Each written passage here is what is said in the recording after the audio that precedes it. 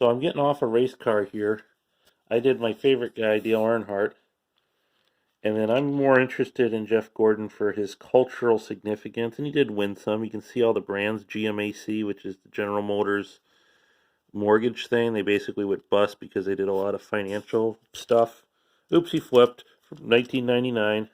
There's Jeff during the home mortgage crisis and Great Recession. All these little brands, all these little sponsors. And then the big predominant one, his big money sponsor, is DuPont. And you can see that. And they dumped his sponsorship in 2013. This car was in 2000 or 1999. It's the model of this one. It's a Chevy. Um, it's interesting. I realized that Jeff retired in 2015. I just Googled him a little bit before I did this video because I was pretty much out of the loop. I knew that DuPont had pretty much ended their funding of it. DuPont's an interesting family too.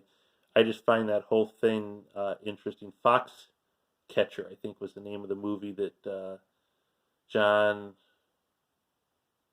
Steve Carell starred in, and that was an interesting one too. But the whole, just all this stuff here with that family, with this automobile, just another NASCAR race car, and it's really to me kind of a symbol of, I don't want to say northern aggression because that's kind of loaded, but kind of a Yankee dude from California racing around with a bunch of Southern boys, sponsored by some rich East Coasters.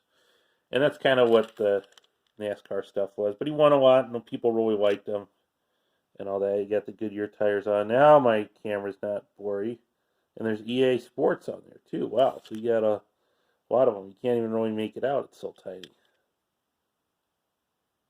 And it's the same sponsors on each side, 3M and all that. But yeah, it's a cool little car and interesting history. Hope you all like, subscribe, and enjoy.